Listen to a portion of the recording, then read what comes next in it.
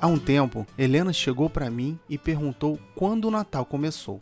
Ela faz esse tipo de pergunta quando quer entender o que significa alguma coisa, igual quando me perguntou para que serve o umbigo. Embora eu tenha na cabeça uma resposta oficial, principalmente por causa da minha criação católica, sei que existe muito mais história nesse negócio aí. Por isso, ao invés de responder logo, usei aquele macete do "na volta a gente compra" e disse que estava dirigindo e não podia dar resposta naquela hora. Como não posso ignorar a dúvida dela para sempre, pesquisei sobre o Natal e decidi colocar a resposta aqui. E já aviso, vai ter spoilers sobre a origem do Natal e sobre o Papai Noel. Talvez tenha ficado um pouco denso para ela, mas depois eu monto uma versão pocket. Sabe como é, né?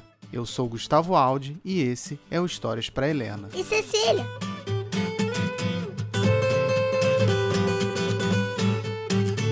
Agora relaxe que já vai começar. Não existe apenas um Natal. Em função das suas crenças, cada pessoa tem uma visão sobre o que representa essa data. Pode ser um momento para trocar presentes, comemorar o nascimento de Jesus, descansar no feriado ou comer e beber até passar mal, ou tudo isso junto. E eu não tô aqui para definir o que é certo. Se você acredita que o Natal é o momento de comer arroz com passas ou colocar maçã no salpicão, é a sua vida e eu não vou me meter nela, embora isso seja um crime. A palavra Natal vem do latim natalis, que significa nascer, mas não se engane por essa aparente facilidade de significado. A questão é que o Natal hoje consegue acumular uma série de diferentes origens, influências e práticas, e todas são válidas. Mas também, dentro dessa aparente miscelânea, temos um ponto em comum: a felicidade. Independentemente de como ou porquê, o Natal é um momento de comemoração e confraternização. E essa festa existe há muito tempo.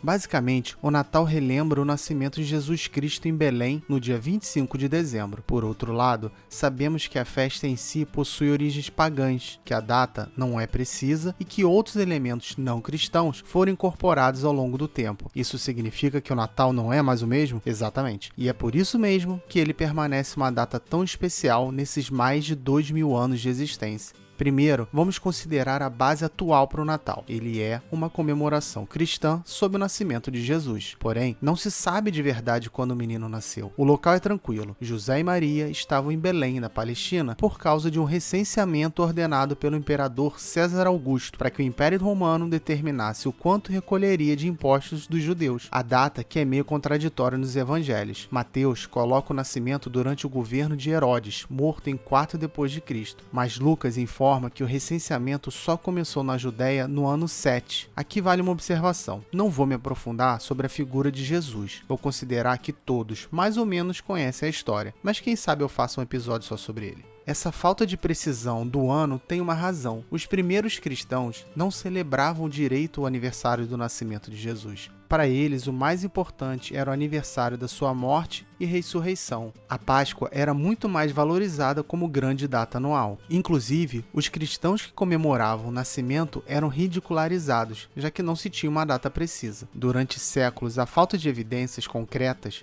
esquentou o debate sobre o ano do nascimento. Hoje, por causa de indícios encontrados em relatos evangélicos da data da morte de Herodes e da passagem da estrela de Belém, que segundo Kepler foi a conjunção de Júpiter e Saturno sobre a constelação de Peixes, se estima que Cristo tenha nascido entre os anos 7 e 2 a.C. Jesus nasceu pelo menos 2 anos antes dele mesmo. O 25 de dezembro também foi definido muito tempo depois. O primeiro registro aparece em um documento romano conhecido como Cronografia de 354, um calendário atribuído ao calígrafo e iluminador Fúrio Filocalo, que diz que, no 8º calendário de janeiro, 25 de dezembro, Jesus nasceu em Belém da Judéia. Dizem que no calendário de 336 a data estava consagrada, mas foi apenas em 353 que o Papa Libério instituiu a festa de Natal em Roma. Não consegui descobrir se foi uma data fixa que permitia a valorização do nascimento ou se foi sua valorização que causou a posterior definição de uma data. Só sei que a partir do século III, os cristãos passaram a comemorá-la, mas não todo mundo cristão. A princípio, o lado oriental se empolgou muito mais com a festa. Mas e agora? Quando comemorar? Sem uma fonte oficial, com dia e mês, a igreja aproveitou uma data pagã, 6 de janeiro, o dia da Epifania de Dioniso. É bom lembrar que o paganismo não deveria possuir conotação negativa, embora tenha sido usado originalmente de forma pejorativa. Ele nada mais é do que uma referência aos não cristãos, aos adeptos de outra religião, normalmente politeísta. O Império Romano era pagão até a conversão de Constantino no século IV, quando adotou o cristianismo como religião oficial do Império. E vale lembrar também que muito da disseminação dos dogmas cristãos, inclusive o Natal, se deve a essa mudança do imperador romano. Agora voltando. É uma crença antiga que a epifania de um deus, a sua aparição, se confunda com seu nascimento. Originário da Trácia, Dioniso foi desmembrado pelos titãs, mas ressuscitou em seguida, depois de ser vingado por Zeus, que matou geral. Ao contrário de outras divindades, Dioniso era da galera, sendo considerado tanto o deus dos escravos e dos pobres, quanto dos ricos. As epifanias divinas eram tão famosas que a mesma data era usada em Alexandria, em honra tanto a Osíris quanto a Aion, filho de Perséfone. A festa incluía não apenas a comemoração do nascimento, mas também a da transformação da água em vinho, da multiplicação dos pães e até do batismo de Cristo. Ela cresceu bastante ao longo do século IV, chegando a todo o Oriente. Em 380, por exemplo, o Concílio de Saragoça a declarou como uma das maiores festas do ano. A Epifania cristã,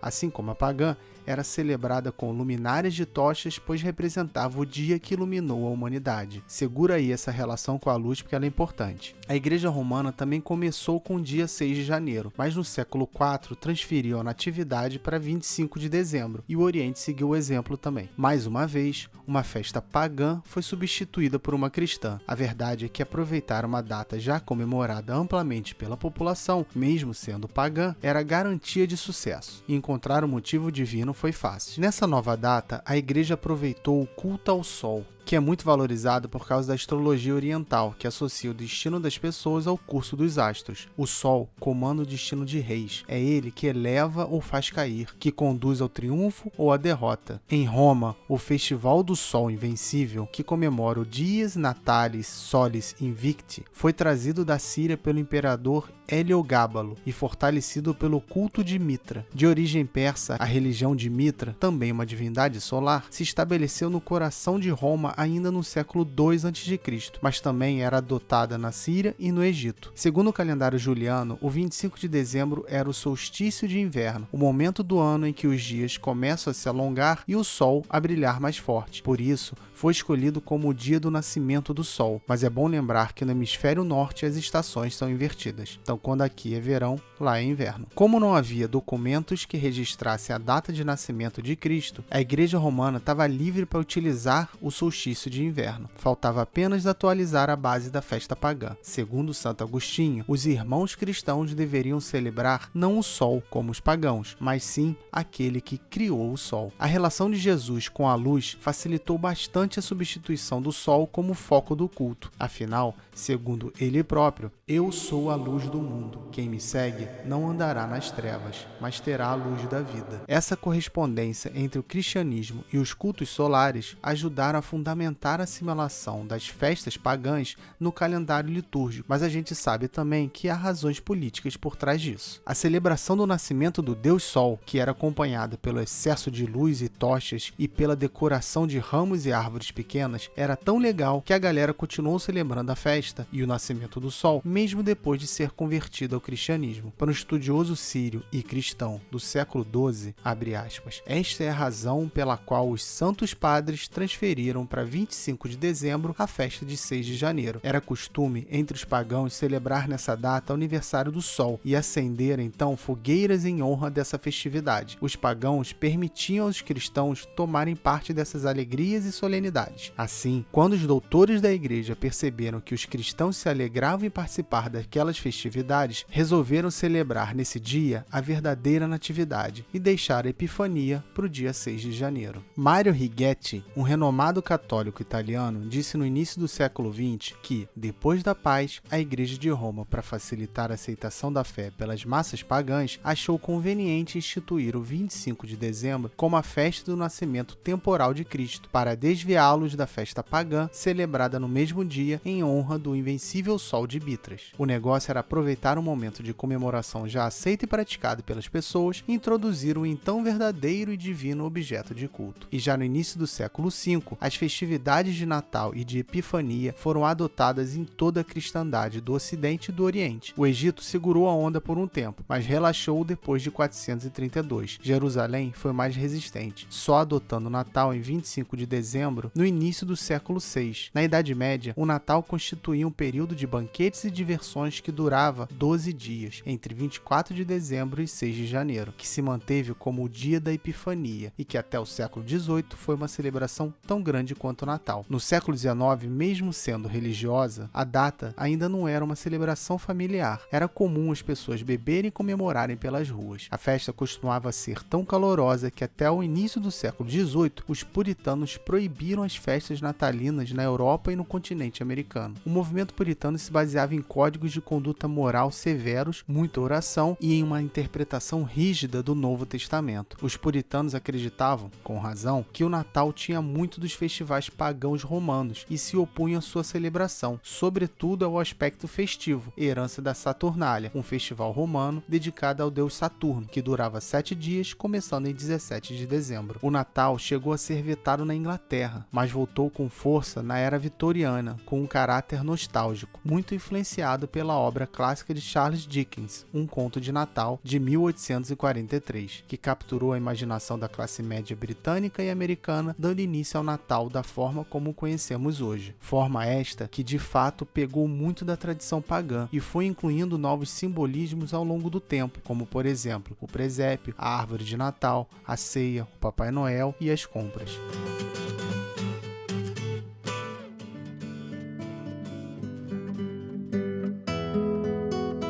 Nas igrejas católicas, na noite de Natal, o povo ia orar em torno de uma representação da cena do nascimento de Cristo, chamada de presépio. No começo, eram só um boi e um burro, mas depois foram acrescentados outros personagens coadjuvantes, até que a igreja proibiu a montagem da cena, já que o pessoal perdeu a linha. Embora a tradição da manjedoura e da gruta remontasse ao século II, a primeira representação figurada, feita de argila do presépio, é atribuída a São Francisco de Assis em 1223. Foi a primeira vez que a igreja permitiu que a natividade fosse representada fora de uma paróquia. Nesse caso, Assis celebrou a missa de Natal numa floresta da cidade de Grétio. Durante a Idade Média, inicialmente impulsionada pelas ordens mendicantes dos franciscanos e dominicanos, os presépios foram sendo montados em outras igrejas, catedrais e casas das pessoas, desde a Península Itálica até toda a Europa Central, entrando definitivamente na tradição de Natal.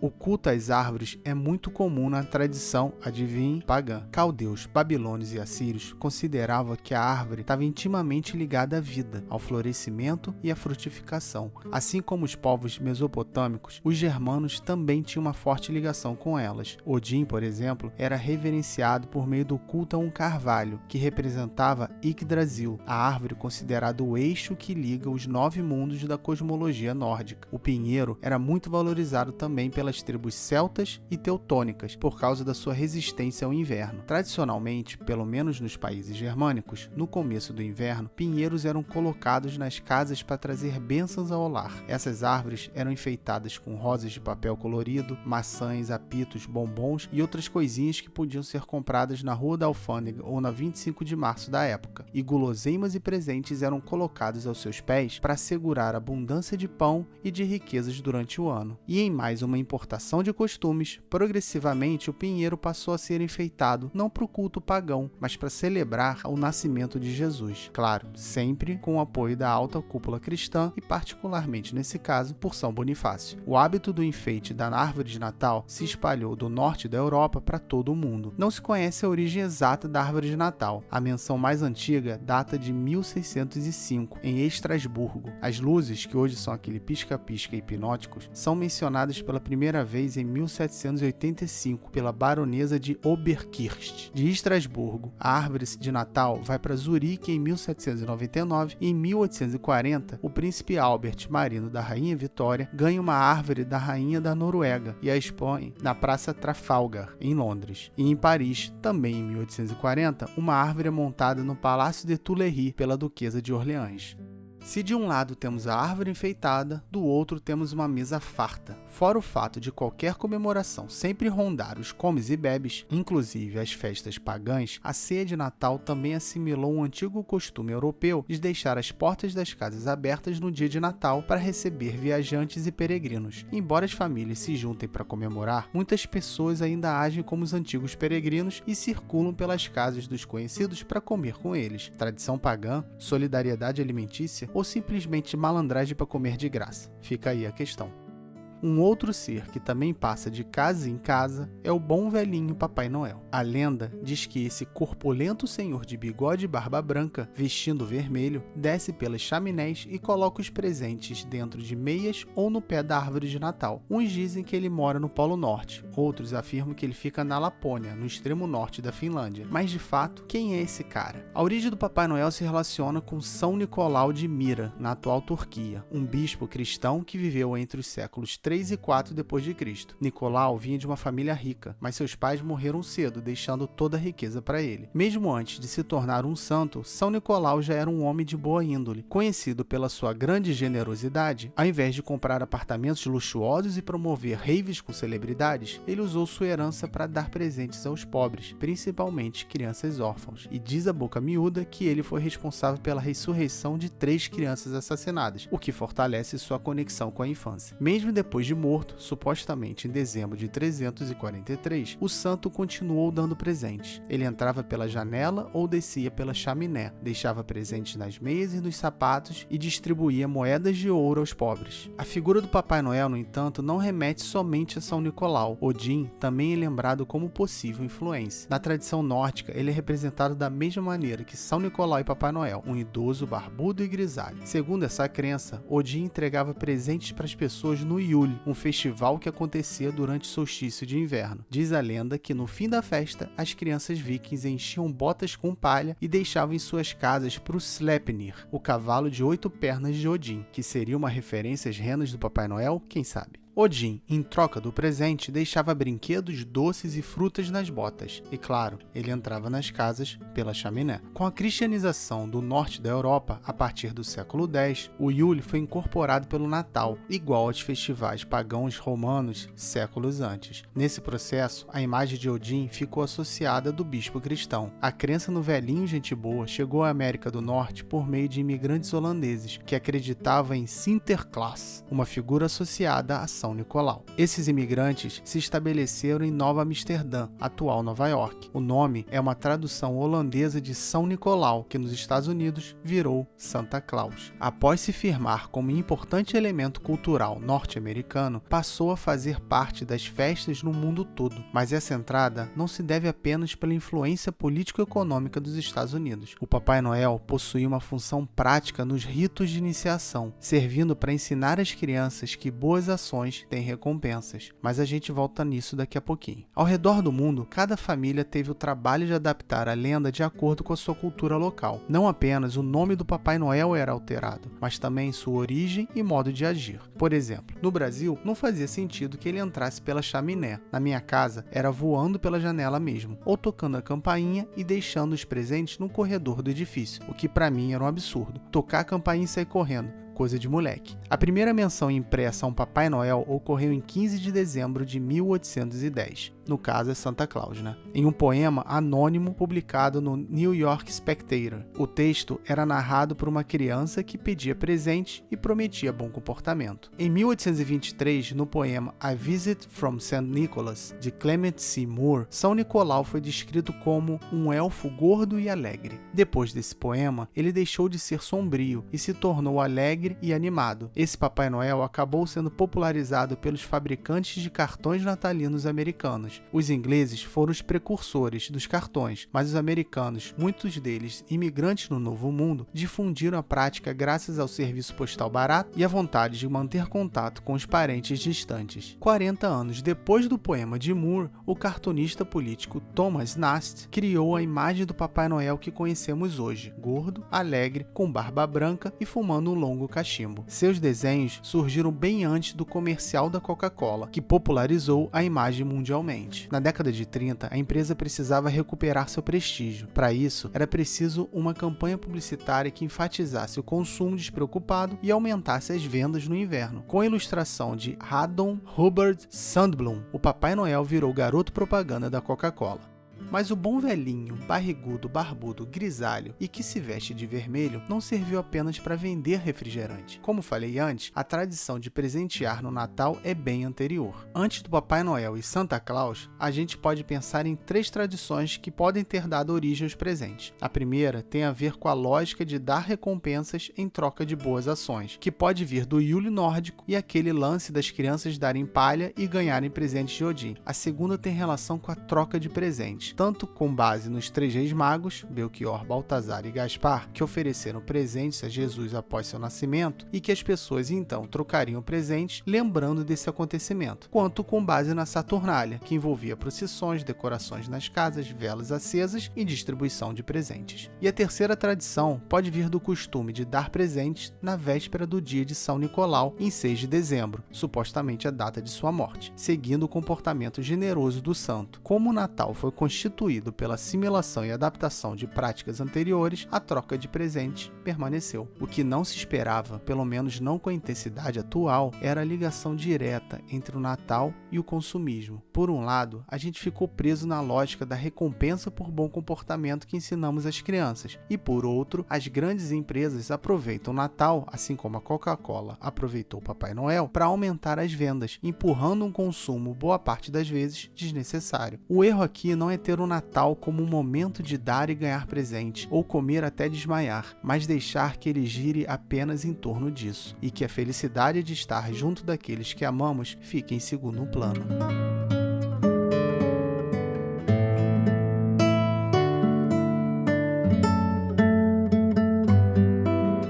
Então tá, papai. Mas e eu? Há pouco tempo, você chegou para sua mãe e perguntou se quem comprava os presentes éramos nós e não Papai Noel. Letícia ficou meio sem saber o que fazer e tentou desconversar, perguntando de volta por que você achava aquilo. A sua baixa crença na lenda do Papai Noel é culpa nossa, que nunca nos esforçamos em criar a aura mágica do bom velhinho ou a relação entre o bom comportamento e os presentes. A pergunta sobre quando o Natal começou veio depois disso. De qualquer forma, mesmo sem acreditar ou adotar todas as tradições de Natal, ele é, sem dúvida, uma data historicamente importante. Nossos antepassados não possuíam o conhecimento que temos hoje a respeito da natureza e dependiam dela quase que cegamente para sobreviver. Por isso, os elementos da natureza tinham uma importância muito grande, chegando ao ponto de serem reverenciados, e o Sol era um deles. O dia 25 de dezembro coincide com o solstício de inverno no hemisfério norte. Essa característica natural produziu uma série de simbolismos nas civilizações antigas, como os mesopotâmicos, gregos e romanos, ou seja, independentemente da crença, a data de 25 de dezembro, de alguma maneira, sempre foi importante para a humanidade. E é por isso que mais importante do que saber a origem do Natal é primeiro reconhecer sua força, tanto como representação da natureza e dogma religioso, quanto como festa e confraternização. Nesse caso, o Natal é o momento de estar junto daqueles que gostamos e compartilhar carinho, independentemente se você acredita em Odin, Mitra, Jesus ou no Papai Noel. Mas se você quer saber minha crença pessoal sobre o Natal, se é uma festa pagã, o aniversário de Jesus ou simplesmente uma celebração ao consumo, eu te digo, e mesmo sendo polêmico, para mim, o Natal é o dia de se reunir com a família,